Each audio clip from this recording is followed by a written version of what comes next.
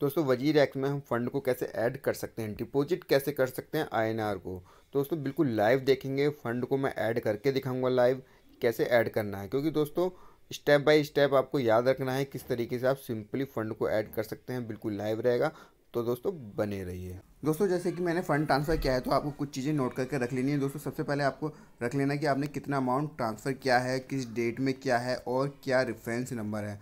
दोस्तों जैसे कि हमने यहाँ आईएमपीएस से किया है तो आपको नोट कर लेना है कि आपने किस मेथड से किया है, कि आईएमपीएस से किया है, नेफ्ट से किया है या आरटीजीएस से किया है। दोस्तों जैसे कि यहाँ आईएमपीएस से किया है तो उस केस में यहाँ रेफरेंस नंबर है, तो आपको रेफरेंस नंबर ज़रूर नोट करके रख लेना है। जैसे कि यहाँ ये 12 डिजिट का है, ठीक है। वो चीज़ आपको नोट करके रख लेनी है, तभी जाके आप आगे फंड को प्रोसेस कर पाएंगे, ठीक है। तो चलिए ऐप पे चलते हैं। ये ऐप पे आ चुके हैं। उसके बाद सबसे पहले हमें क्या करना है, डिपॉजिट एंड ऐप पे हम क्लिक कर लेते हैं, ओपन होने देते हैं। दोस्तों जस्ट ओपन हो रहा है। दोस्तों यहाँ फ़ंड डिपॉजिट करने में कोई पैसे नहीं लगते हैं, आपको यहाँ स्टैंडर्ड डिपॉजिट में जाना है। स्टैंडर्ड डिपॉजिट पे हम क्लिक कर देते हैं, देन आई एक्नॉलेज दिस करते हैं, क्योंकि यहाँ यूपीआई से फ़ंड ट्रांसफ़र अभी नहीं हो रहा है। दोस्तों अब स्टेप आपको याद करने पड़ेंगे, ठीक है। अब आप देख सकते हैं कि यहाँ मोड ऑफ पेमेंट आ रहा है आईएमपीएस। ये आपको कब यूज़ करना है ये मैं आपको बाद में बताऊंगा। सबसे पहले आप यहाँ देख रहे हैं शो बैंक डिटेल, तो इस पर आपको क्लिक कर लेना है। जैसे ही आप शो बैंक क्लिक पे क्लिक करते हैं तो मैं ज़रा इसे ऊपर कर लेता हूँ। तो दोस्तों ये जो डिटेल दी हुई है, इस वाले अकाउंट में आपको पैसे ट्रांसफ़र करने हैं, आपके लिंक अकाउंट्स हैं, जो कि आपके वजीर एक्स में यहाँ नीचे लिंक है अकाउंट, आप देख सकते हैं। तो वहाँ आपका लिंक अकाउंट होगा, वहाँ से आप फंड को ट्रांसफ़र करना है उसी बैंक अकाउंट से। कौन से बैंक अकाउंट में ट्रांसफ़र करना है दोस्तों, ये जो आपको दिया हुआ है सब डिटेल जो दी हुई है। आप अपने वजीर एक्स की ऐप को ओपन करेंगे, वहाँ आप देखिएगा, वहाँ आपको उस अकाउंट की डिटेल मिलेगी जहाँ आपको फ़ंड को ट्रांसफ़र करना है, ठीक है। देन दोस्तों फ़ंड को ट्रांसफ़र करने के बाद आपको वो स्क्रीनशॉट ले लेना है या वो डिटेल नोट कर लेनी है जो कि मैंने आपको बताई थी, ठीक है। ये तो होगी पहली बात कि आपको फ़ंड ट्रांसफ़र कर लेना है, मैंने इसे बैक कर दिया। दैन दोस्तों जो आपको फ़ंड ट्रांसफ़र करना है खाली नेफ्ट, आरटीजीएस और आईएमपीएस के थ्रू ही करना है, इस चीज़ का याद रखिएगा, ठीक है। आई एक्नॉलेज करते हैं।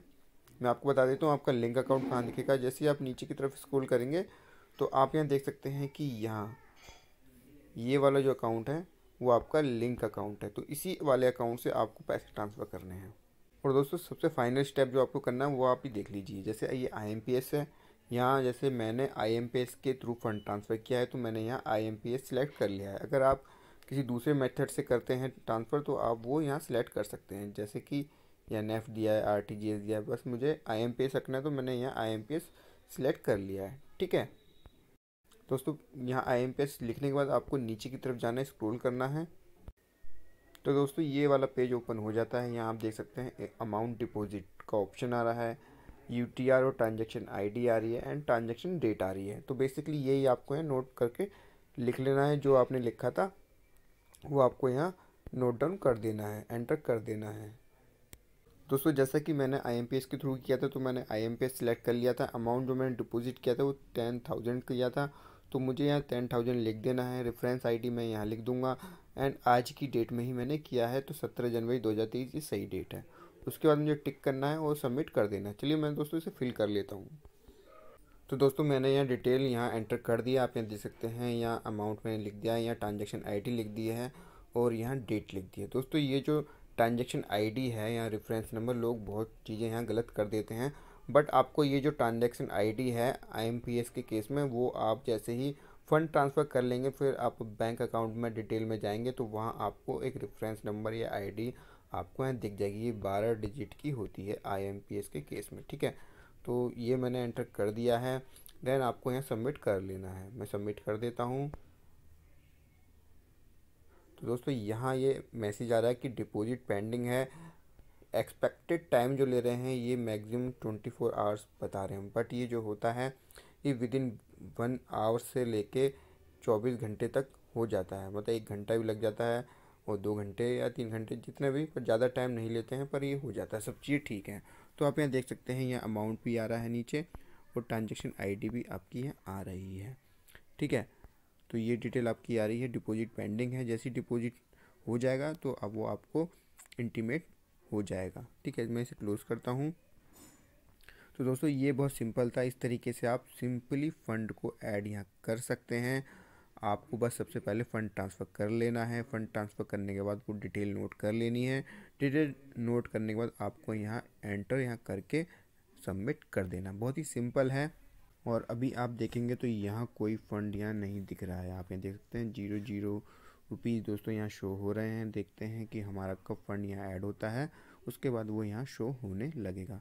और दोस्तों जब आप इस पर क्लिक करेंगे इस पर, तो आप यहाँ देखेंगे कि ये आपका दिखता है ट्रांजेक्शन आपको दिख रही है। तो आप यहाँ देख सकते हैं प्रोसेसिंग डिपॉजिट। तो जो हमने 10,000 अभी डिपॉजिट के लिए यहाँ प्रोसेस किया है वो अभी अंडर प्रोसेस है। आप इस पर क्लिक करके भी यहाँ देख सकते हैं डिटेल को। ठीक है, वो आपकी सारी डिटेल यहाँ नज़र आ जाएगी। दोस्तों अभी ये अंडर प्रोसेस है। जैसे ही ये कंप्लीट हो जाएगा तो ये आपका फ़ंड डिपॉजिट करके यहाँ आने लगेगा और जो फ़ंड है वो आपका यहाँ शो होने लगेगा।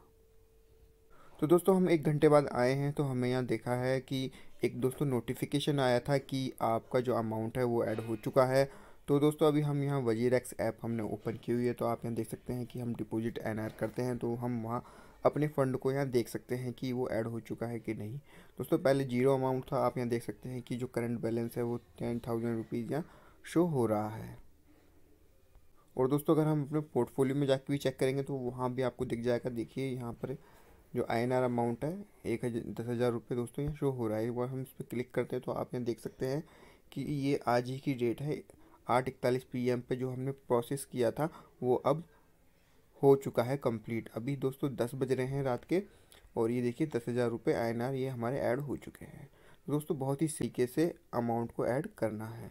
और दोस्तों सबसे ज़्यादा आपको ध्यान रखने वाली बात है रेफरेंस नंबर की। जैसे कि मैंने ये ट्रांसफ़र किया है अमाउंट को, तो आप देख सकते हैं। आई होप दोस्तों आपको ये वीडियो अच्छी लगे तो इसे लाइक करना ना भूलेगा। चैनल पे पहली बार आए तो आप इसे सब्सक्राइब कर सकते हैं। आज की वीडियो में इतना ही, फिर मिलेंगे नई वीडियो के साथ। आज के लिए धन्यवाद।